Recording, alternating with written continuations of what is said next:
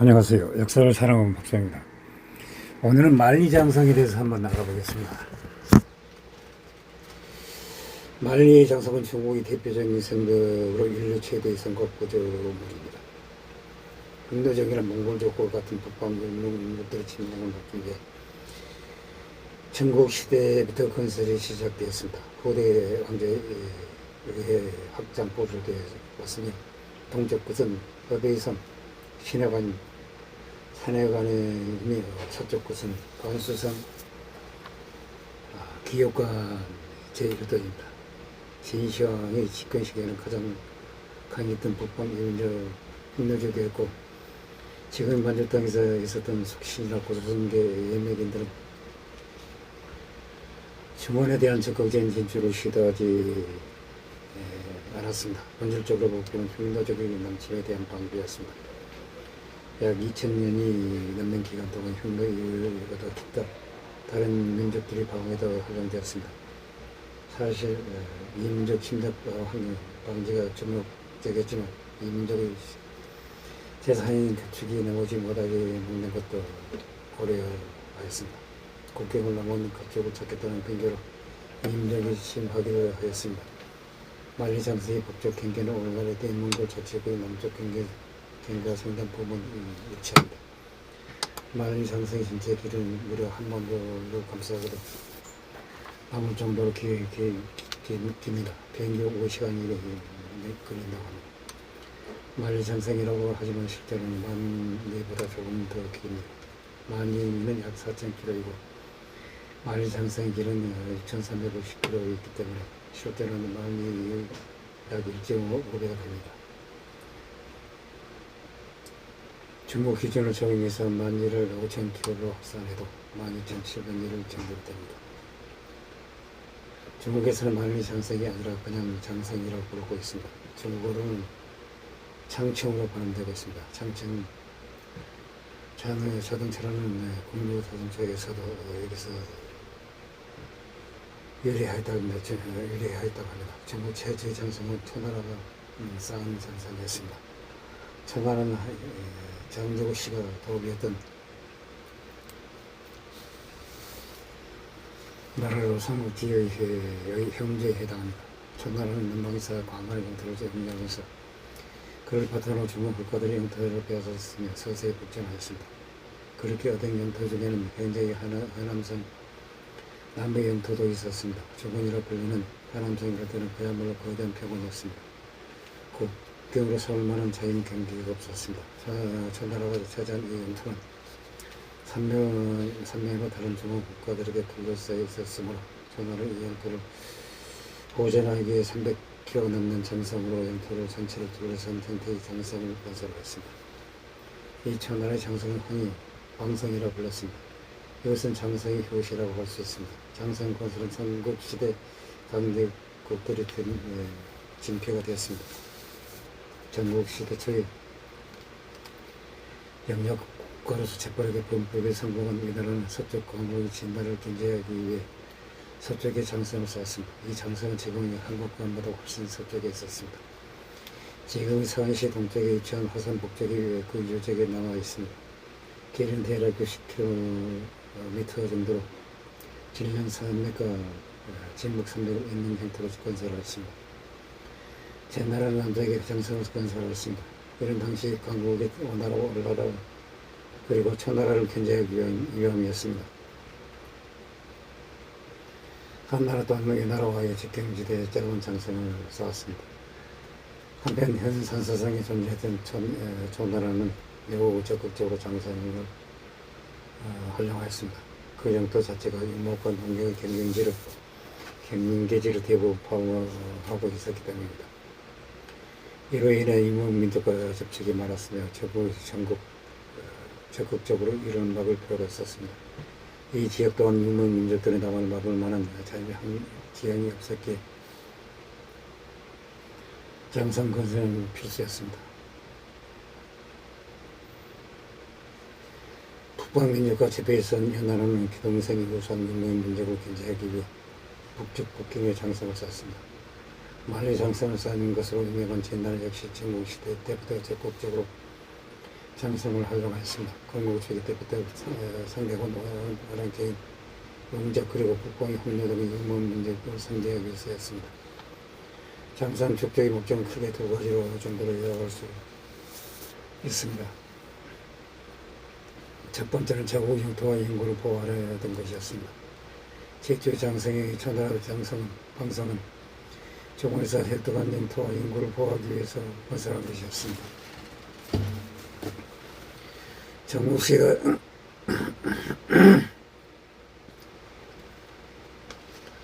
정무시대가 되면 기술이 발달과 인구의 증가, 국가 관력의 강화로 정부 내지가 충분히 개간되었습니다. 이제 자국 영토를 개발하고 개척하는 것보다 이미 개발된 상대의 영토와 인구를 빼앗는 형태로 전쟁의 양상이 변했습니다. 이런 변화로 인해 효과적인 영토와 인구를 보호받기 하였습니다. 전국시대 각 국가들이 행한 이른바 변법은 이런 사회 경제적 상황에 대응하기 위함이었습니다. 장성 그 주요 방편 중 하나로 그 자체가 영토를 돌선 보호하기도 하였지만 적의 침입과 기동률은 제한하고 아군에 빠른 대응을 가능하게 해주었습니다. 영토와 인구 보호에 효과적이었습니다. 이런 목적과 장성 건설을 사려는 최초의 장성 건설 국가인 초나라 그리고 한나라와 위나라, 제나라 등 중국 내지 국가들에게 두드러졌습니다.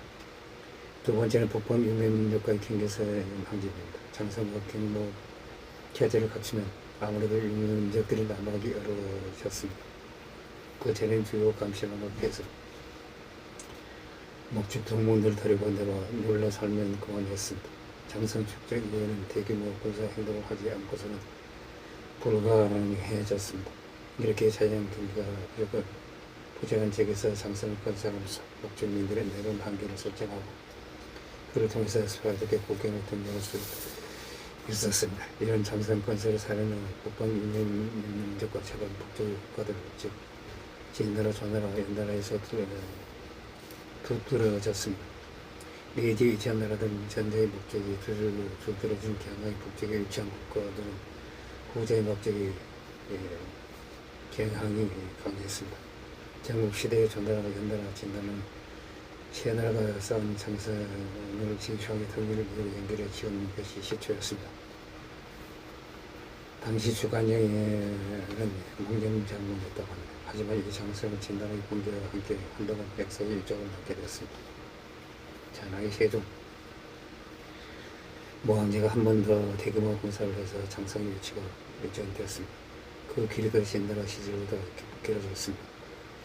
기후 후한시대까지 잘 유지되었지만 후한말 이후 사회 혼란과 분열이 등 일진 남업도 시대에 제대로 손질되지 않아 서서히 무너져 유명무실해졌습니다. 명나라 시대에 이르러서는 지금과 같은 모습으로 다시 완성되었습니다. 사실 명나라가 망할 때까지 왕국은 못했다고 합니다. 그래서 현재 부르는 명나라 장성은 명나라 시대의 장성을 말합니다. 진나라 시대와 명나라 장성은 위치도 상당히 달랐습니다. 오늘날 진나라, 한나라 시대에서 장성의 유적이 남아있습니다. 진시황이 연결해서 지은 장성은 제국이 백돌이 아닌 흙을 이용해서 지은 토성이었습니다. 높이도 높지 않은 데다가 지키할 능력이 완전했다고 하니 감시도 소홀하여 사람이나 마지막만 먹으면 쉽게 뛰어넘었다고 합니다. 심지어는 국경이 되고 성벽을 본 다음에 몰려가서 말린 장사 아래를 부수면서 복사를 한 적도 한두 번이 아니었습니다. 실제로 진나라 다음 왕정이 전환시키만 해도 고려 유방부터 모제 유철이 등장하기 전까지는 북방 현대계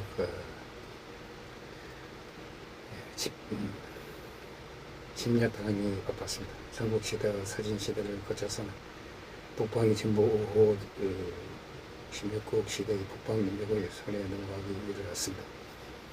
그 후에도 그런 적이 연나라, 여진족의 금나라, 몽골족의 원나라 등 수백의 황과 일부 북방 민족에게 넘겨졌던 시기가 상당히 많았습니다. 장성의 효능성 자체는 큰 의문보를 다른 사람이 왔습니다. 정말 철문성 같은 방언을 석가하고 많은 장성을 직접 해대는 손을 쓰고 등으로는 놀보시 보고보다 다름없다. 해자, 창건백, 외곽성백, 이중성백 등등 온갖 방어 시설을 두루 갖춘 성일지라도 함락되는 경우가 많았습니다. 그래서 이미 어떤 역사가들은 이 시기 말기 장성의 용도가 북방주남 민족의 남침에 대한 방어선이 아니라 동서 교역을 하는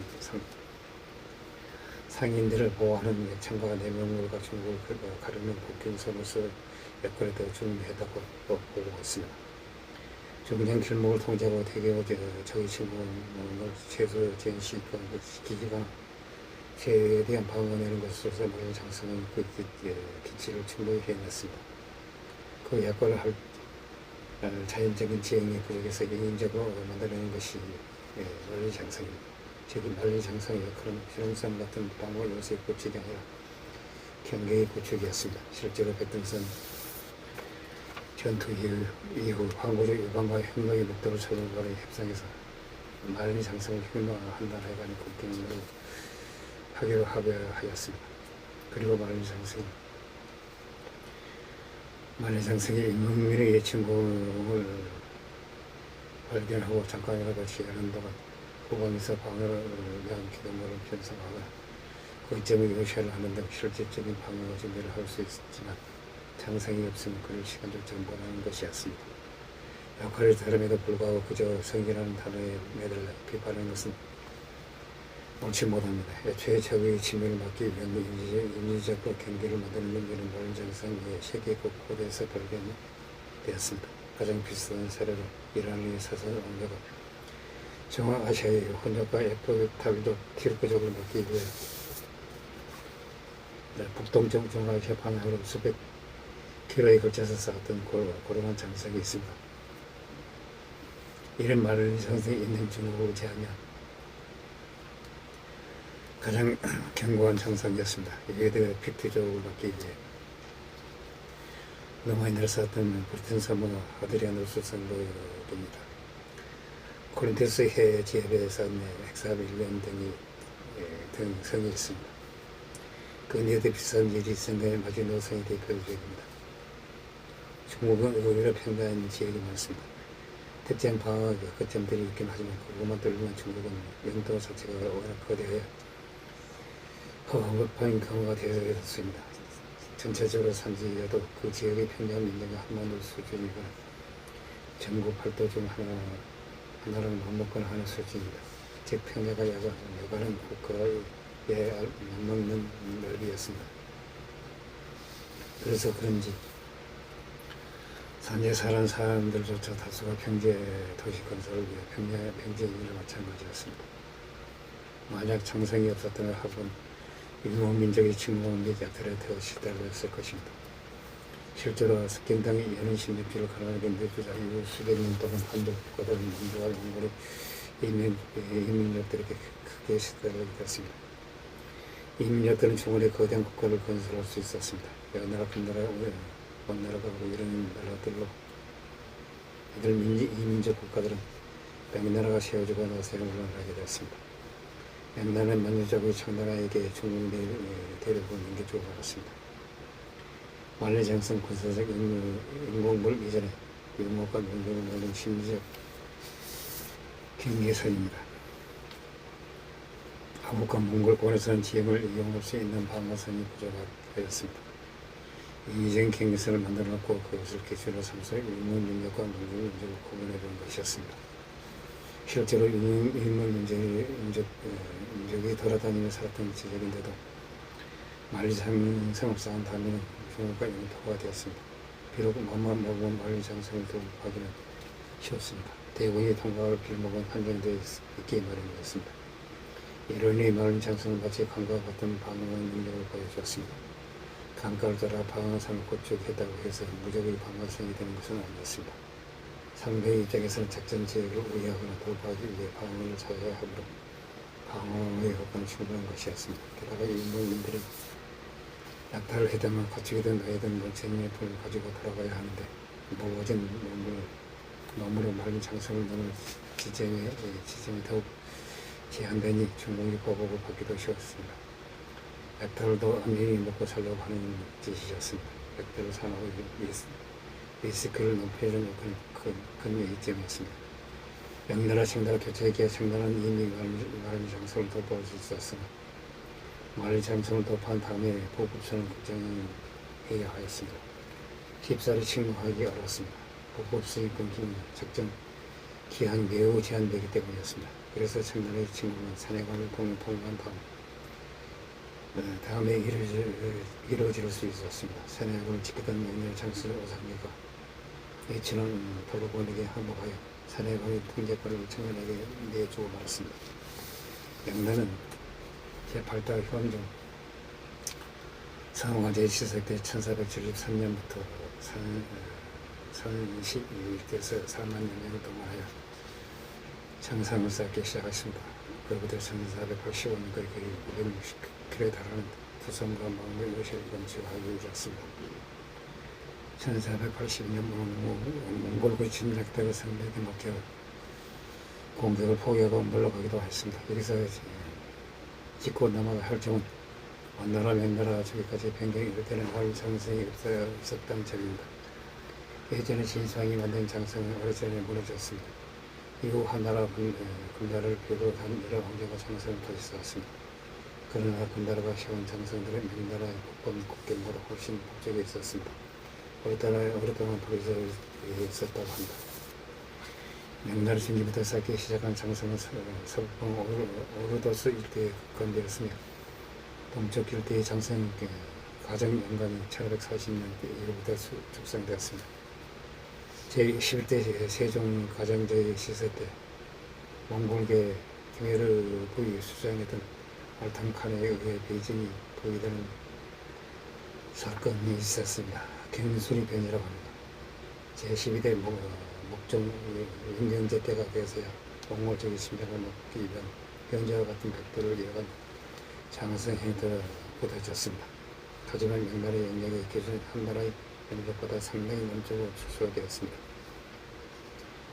사실상 장성을 심취하게 하는 데다가 공포의 변화까지 겹쳐서 장성의 재건설 장기간에 걸쳐서 천천히 지속되었습니다. 그리고 장성의 수축은 베이징 중앙부의 지시에 따라 체계적으로 진행된 것이 아니라 지역간의 재량에 따른 판단으로 임의적으로 수축되어 있습니다. 그래서 생명의 재료도 지역마다 달라 벽돌로 지은 곳도 있었고 바위로 쌓은 곳, 흑백돌로 쌓은 곳, 몽둥이 쌓은 곳 등등이 있었습니다. 일부 구간은 결국 명나라가 이자성 농민 반란으로 멸망당한 시점이 1644년까지도 완성되지 않았습니다. 일부 구간은 완성되어서 상당히 방안을 부여받았으며 대표적인 것이 장성 동쪽 산해관이었습니다. 실제로는 명나라의 만리 장성은 완주족의 청나라군이 돌파한 것이 아니라 명나라가 이자성의 반란군에게 멸망한 사실을 한 명나라 장수 오산나가 반란군을 도발할 때 제명으로 돌아보니 청나라군을 이용하기 위해 협력을 맺고 그 양분을 내려줘 통과할 수 있었다고 합니다. 다만 이 시대쯤 되면 공성기술이 상당히 발달되었습니다. 설령 마을 장성이 섭조성이 되었다 하더라도 전체적인 양상의 이전 시대와 크게 다르지 않았을 것입니다. 산해관 같은 강력한 전방어가 가능한 몇몇 지역들을 제외하면 여전히 성벽 한겹인지라 대우로 밀고 오면 들렸습니다. 청나라 시절에 북방의 몽골까지 지배했으므로 당연히 만리 장성 효용 가치가 없었습니다. 베이징 그 제1부 구간을 약간 보수하는 선에서 그쳤다고 합니다. 이상 만리 장성에 대해서 한번 알아봤습니다. 어택경이 말하였습니다. 산해 대장부로 태어나서 만리 장성을 보지 않으면 장모가 아니라고 하였습니다. 이상 만리 장성에 대해서 이야기를 마치고자 합니다. 흥시 부족합니다. 양해 부탁드립니다. 감사합니다.